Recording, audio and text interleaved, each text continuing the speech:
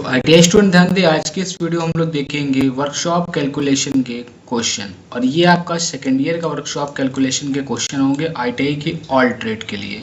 तो जिनके में कॉमन ट्रेड है, जिनमें वर्कशॉप कैलकुलेशन है, वो लोग ध्यान दें और साथ ही चैनल को सब्सक्राइब कर लें। कुछ इस टाइप के आपके क्वेश्चन होंगे। तो ये हिंदी इंग्लिश दोनों में होने वाली है। फ्री पीडीएफ भी आपको प्रोवाइड की जाएगी। फर्स्ट क्वेश्चन है कि what is the expanded form of a plus b whole square. तो a प्लस बी का जो होल स्क्वायर है उसका विस्तारित रूप क्या है। तो a प्लस बी के होल स्क्वायर की अगर हम लोग बात करें तो बेसिक फॉर्मूला है जो कक्षा 4-5 में आपको पढ़ाया गया होगा। तो क्या होता है, a square plus 2ab plus b square, ये आपका a प्लस बी का होल स्क्वायर का फॉर्मूला होता है। इसी से रिलेटेड आपका एक और क्वेश्चन पूछ सकता है कि a माइनस बी का होल स्क्वायर का फॉर्मूला बताओ आप क्या होगा। तो a माइनस बी के होल स्क्वायर का फॉर्मूला क्या होता है दोस्तों, वो होगा a square minus 2ab plus b square. ऐसे ही आप कुछ बेसिक फार्मूले हैं ए प्लस बी के होल स्क्वायर के जो याद कर लेने हैं दोस्तों, ए प्लस बी के होल स्क्वायर के, और साथ ही आपको वो भी फार्मूले याद कर लेने हैं जो ए माइनस बी से हैं और ए क्यूब प्लस बी क्यूब के होल क्यूब के भी कुछ बेसिक फार्मूले। चलते हैं नेक्स्ट क्वेश्चन की ओर। नेक्स्ट क्वेश्चन है कि what which is the formula for a की पावर एम अपॉन ए की पावर एन। तो ए की पावर एन और ए की पावर एम का इसका सूत्र क्या है।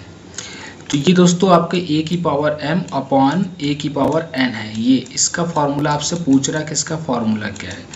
इससे रिलेटेड आपके बहुत सारे क्वेश्चन आ सकते हैं। तो इसका बेसिक अगर हम फार्मूले की बात करें तो इसको हम लोग जब a की पावर m है, ऐसे ही जब किसी पावर को नीचे से ऊपर ले जाते हैं तो ये हो जाएगा मल्टीप्लाई में और a की पावर माइनस n हो जाएगा। तो जब इसको सॉल्व करेंगे तो आ गया तो आपका a की पावर m माइनस n।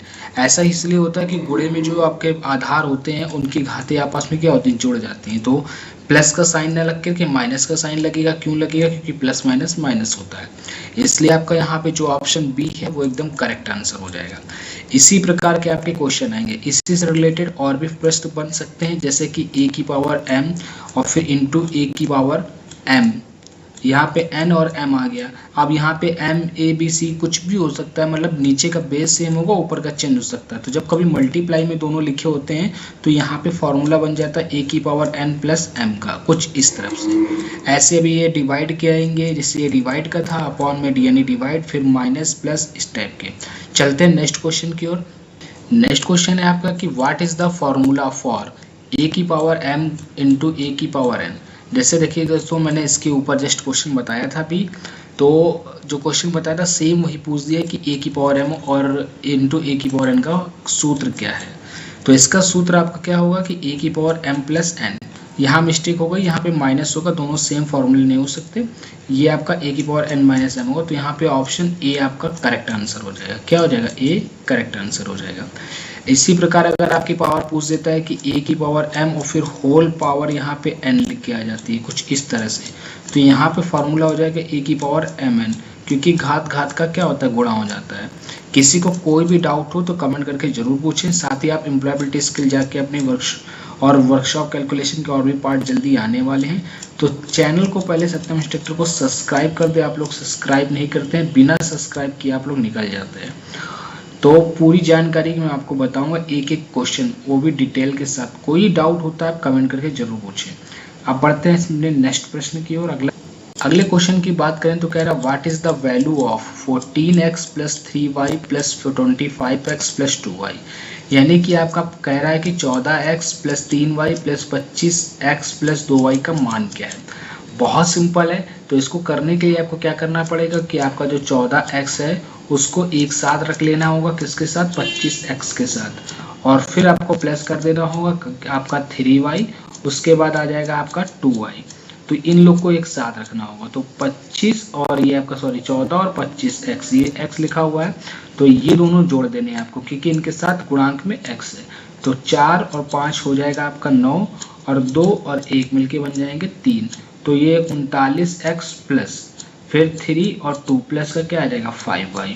तो इनमें से यही आपका आंसर होगा। तो ऑप्शन सी एकदम करेक्ट आंसर होगा।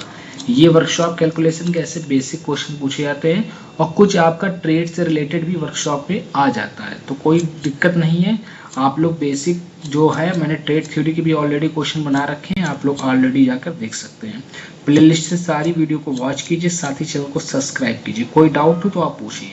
चलते हैं नेक्स्ट क्वेश्चन की ओर। बात करते हैं अगले क्वेश्चन की। तो कह रहा है कि which is used to reduce the friction in machine part.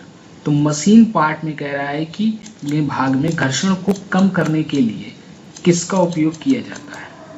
दोस्तों, घर्षण को कम करने के लिए हम लोग किसका उपयोग करते हैं? जब भी कभी मशीन चल रही होती है तो घर्षण कम करने के लिए हम मिट्टी के तेल का यूज़ कर सकते हैं क्या? लेकिन मिट्टी के तेल का अगर हम लोग आपका यूज़ करते हैं तो मिट्टी क्या होता है, ज्वलनशील यानी जलने के लिए होता है, इसका यूज़ नहीं कर सकते हैं। पेट्रोल का भी यूज़ नहीं कर सकते हैं, ये लुब्रिकेशन में काम नहीं आएगा, यानी कि एक तरीके से उसको लुब्रिकेट करना है। तो वाटर भी नहीं यूज़ करेंगे, इसमें आंसर आपका लुब्रिकेंट होगा, लुब्रिकेंट्स, यानी कि इसको हम लोग दोस्तों ग्रीस भी बोलते हैं। तो ऑप्शन डी आपका सही होगा।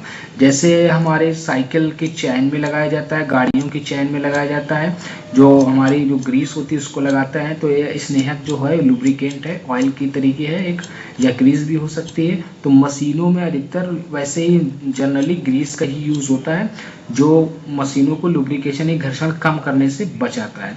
तो हमेशा आपको किसका यूज़ करना है? लुब्रिकेंट का यूज़ करना है, ताकि मशीन के जो पार्ट्स हैं एक दूसरे से जो टकरा रहे हैं वो आपस में रगड़े नहीं और घिसे नहीं।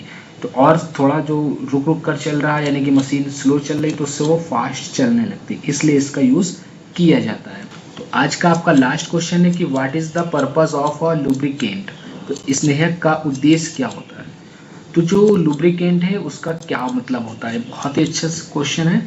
अभी मैंने आपको बताया था कि लुब्रिकेंट क्या होता है कि जो मशीन्स के पार्ट होते हैं उनमें क्या करता है, घर्षण को कम करता है, ताकि एक पार्ट दूसरे पार्ट से घिसे नहीं। कभी अगर लुब्रिकेंट का यूज़ नहीं करेंगे तो एक पार्ट दूसरे पार्ट से लगातार घिसता जाएगा और कोई एक पार्ट खराब हो सकता है दोनों पार्ट खराब हो जाएं।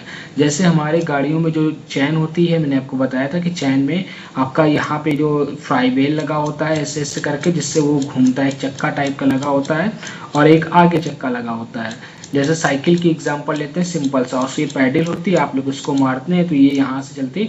लेकिन जब कभी क्या होता है कि ये सूख जाती है चैन, तो इसमें क्या होता है कि ये उतरने लगती है साइकिल से, चक्के से, तो हमको फिर क्या होता है, बार बार चढ़ाना पड़ता है। तो ऐसी कंडीशन में क्या करते हैं, हम लोग ग्रीस का यूज़ करते हैं, ताकि वो लुब्रिकेंट रहे और उससे भागे नहीं।